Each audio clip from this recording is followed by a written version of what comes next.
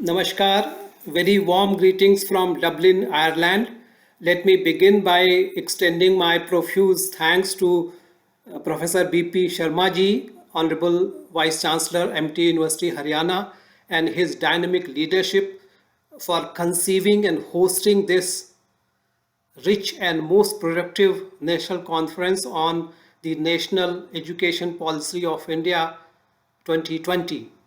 The subject of this conference is extremely important because NEP 2020 not merely updates and replaces the National Education Policy of 1986 but reflects a historic, systemic, national, consultative, and consensual process to initiate a course correction in the Indian education system after about 8 centuries of introduction of foreign languages and foreign institutions for education. It is not that India has ever been closed to external knowledge or ideas or averse to accepting and absorbing new ideas from outside. On the contrary, Indian sages have been proactively seeking and welcoming noble ideas and beneficial thoughts from all directions. Ano bhadrah kratavo yantu vishwatah vishwani deva savitah duritani parasuva yad bhadram tanna asuva. However, it is to be noted that acceptance of alien things or thoughts cannot be done blindly or indiscriminately. Indian sages and rishis stressed on the notion of judgment of what is bhadram, noble and beneficial. Thoughtful compatibility test is essential for any successful and effective transfusion or transplantation. The external element being introduced should be such which can harmoniously embed and organically grow in the original body. It should not destroy the fundamental structure or damage the root of the original or cut off the roots from the nurturing mother soil. The subjugation by foreign rulers unfortunately took away our self control and discretionary power to accept what is good and reject what is not. In the tradition of सार सार को गही रहे थोथा दे उड़ाए. India suffered badly because of the introduction and imposition of Arabic, Persian, and English as mediums of education and methodologies and philosophies of teaching and learning, which were quite incompatible with the traditional education system dating back to several thousands of years before Christ. Indian civilizational and cultural ethos is founded on the vision of universal well-being, sarvajan hitaya, sarvajan sukhaya. Indeed, it goes beyond the humanism and human well-being to extend the concern for all beings. Shanno bhavadvipade sham chatushpade. And also, it goes even further. It's not even restricted to global thinking, sarvabhaumik, but encompasses Vishwa Bhuvanani, all the universes. And second aspect has been that knowledge has always been supreme and superior to any asset or wealth. Jnanavan was always regarded above Dhanvan or Balwan. The foreign official language and foreign medium of education imposed on India by Muslim and subsequent British colonial rulers turned this upside down. The teacher became an employee and subservient to the money, muscle, and political power. Also, the purpose of Arabic, Persian, or English as medium of education was not to benefit the people of India, the masses of India, but to further the vested interests of the Muslims or European rulers, foreign traders, preachers, and missionaries. As Lord Macaulay candidly declared, the objective of the so-called modern Western education was not designed to educate and empower the masses of India, but to create a small circle of people, Indians in blood but British in taste, brown Englishmen, to help them administer and rule the people of India and further the colonial agenda of divide and rule, destroy the self-esteem of Indians by destroying their self-pride in their own cultural, spiritual, and literary heritage. After independence, this tiny, creamy layer of urban elites had the privilege of British education and thus acquired tremendous clout and continued with the primacy of the English language to perpetuate their own privileged position. Since 1947, there has been significant expansion of educational infrastructure with more than 1,000 universities and more than 42,000 colleges existing now. But there had not been any serious attempt to change the Macaulay's strategic blueprint. NEP 2020 is in this context a long-awaited and much-needed policy initiative with the vision to create an equitable, vibrant knowledge society through an India-centric education system. It looks at the concept of education in a holistic, comprehensive manner, encompassing elementary to tertiary, vocational skills to theoretical sciences, entrepreneurship and innovative aptitude, focusing on the quality and motivation levels of all key segments of education, students, teachers, researchers, and learning content creators as well. It lays emphasis on the importance of mother tongue and Indian languages as medium of instruction to the extent possible, and promotion of serious study and research in traditional Indian knowledge systems. Teaching in mother tongue and native languages is critical for a multilingual country like India to unleash the creative talent and realize the full potential of its large youth population. About 70% of population of India still lives in rural areas. And even after about 2 centuries of English education, hardly about 11-12% of Indians are comfortable in effectively expressing or communicating themselves in English.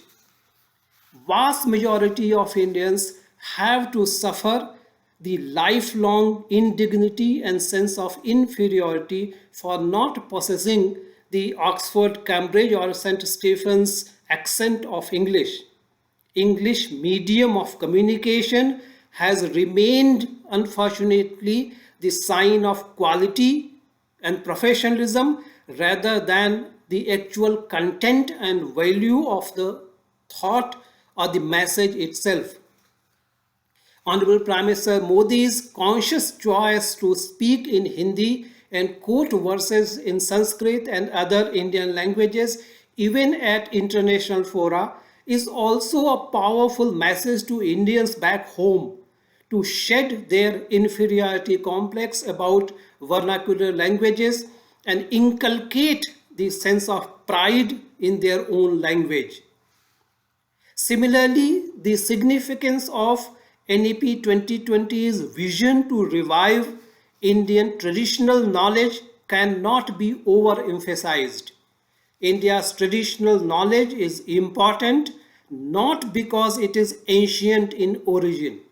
As Mahakavi Kalidas reminded us, Purana mityeva na sadhu sarvam, na chapi kavyam navamatyavadyam.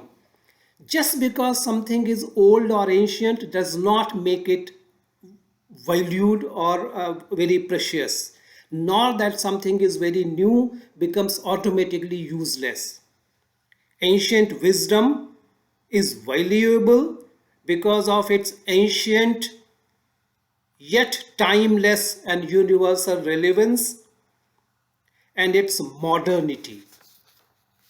Ancient Indian wisdom regards knowledge as indivisible, single, unified, integrated entity like Param Brahma, like life itself, where there is no division between spiritual and earthly life.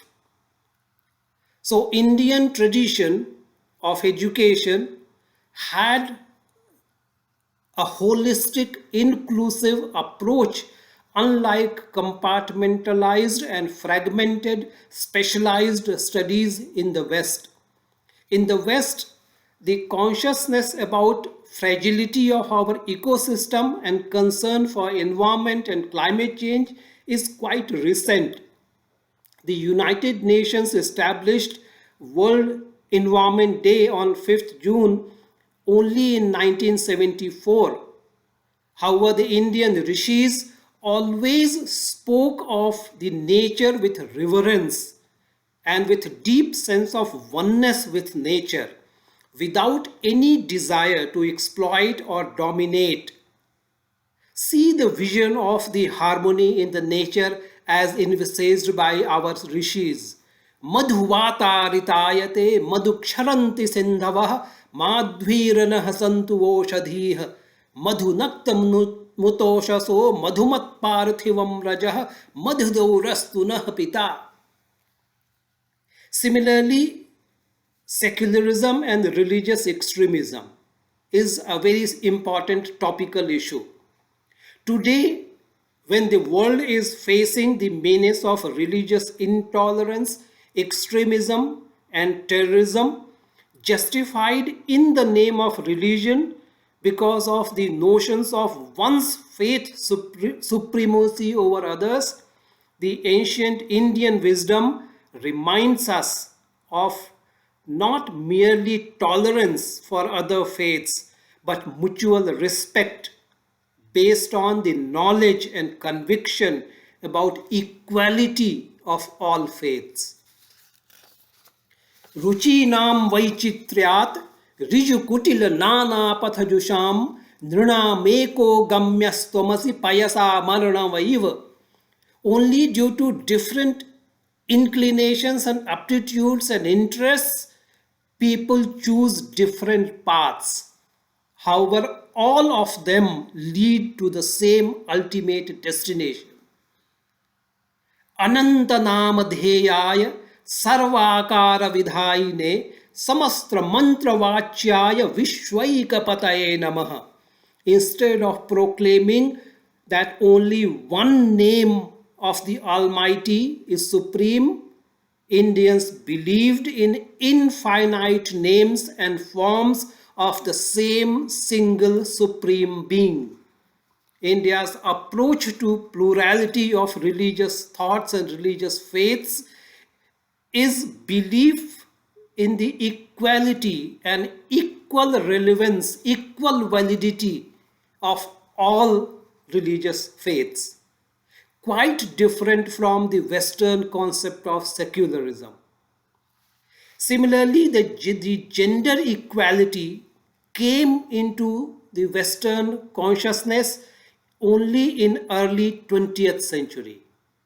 The United Nations itself started celebrating the International Women's Day in 1975. Traditional Indian wisdom does not believe in the Supreme Being, the Almighty, being exclusively masculine, but proclaims the complete gender equality. न स्त्री न पुमानसि न चैवं नपुंसकः यत यत शरीरम आदत्ते तेन तेन स युज्यते. Also, democracy in Indian tradition is not just about holding of elections, but it originates from the profoundly ingrained philosophical spiritual ethos of consciousness and knowledge of inherent equality of all human beings. Aham Brahmasmi Tattvamasi. So it is about equality in rights as well as equal opportunity to perform one's duties as an individual citizen. Functioning of democracy requires self-discipline and collective commitment to adherence to the law of the land. Indian civilization is actually founded on and is sustained by the concept of natural law or natural order called dharma. Dhatte dharayate iti dharma. What sustains is dharma. Dharma is not equivalent to religion of the West, which is primarily about ways of worship and practice of rituals. Dharmaya Raja Bhavati, na Kama Karanaya. Democracy for Indian ethos is not about pursuit of political or even material power, but commitment, duty, and obligation to upholding of the law for universal well-being and harmony. The continuing corona pandemic has not only stressed and overwhelmed the healthcare system of the entire world, but actually exposed the acute limitations of the modern Western approach to healthcare itself. A daunting challenge in the post-corona world is coping with the lingering mental and psychological after effects, anxiety, uncertainty, trauma of loss of loved ones following the cure of the physical bodily symptoms of corona. And these anxieties and mental stress, the trauma within, cannot be remedied by perpetual administration of allopathic medicines. There is therefore urgent need for tapping into wiser and more sustainable traditional healthcare knowledge, which is fortunately available in India. Indian sages believed in the view of human body as a complex matrix of interwoven, interconnected systems. So they adopted a holistic approach to health, which meant not just absence of a disease or illness, but complete harmony between body, mind, soul, and senses through an integrated, holistic regime, including practice of Ashtanga Yoga, appropriate diet, ahar, life routine, dinacharya, and suitable natural medicines for boosting the inner resilience, rasayana, and cleansing through panchakarma, etc. There is deep connection between what we think Shiva Sankalp is important, what we eat, ahar, sattvic ahar is important, and what we do. not only to ourselves, but also to society, but also to the nature. The seed, therefore, of our suffering, even the disease, is within us, in our mind, our thoughtful or reckless choices. There is no escape from the consequences of individuals' actions. यह करता स ही भोक्ता स्यात् कर्मणस्तु फलम ध्रुवम आत्मैव आत्मनो बंधु आत्मैव रिपुरात्मनः. Friends, the same holds also for the National Education Policy 2020. NEP 2020 is still essentially a broad guideline and advisory. It is not only for the government, for Honorable Prime Minister Modi to implement it, but duty of all of us to work together with the sense of purpose and collective mission to make India a thought leader, a provider of indigenous knowledge to solve global contemporary problems, so that the vision of NEP 2020 does not remain a dream. Let us all do our part as karma yogis, lead by example and our exemplary conduct so that others follow us. Yad yad acharati shrestha tat tad devetaro janah sa yat pramanam kurute lokah tadanuvartate. It is the conduct, the exemplary conduct, that attracts people and makes them followers. That can alone make India Vishwaguru again. Dhanyavad. Jai Hind.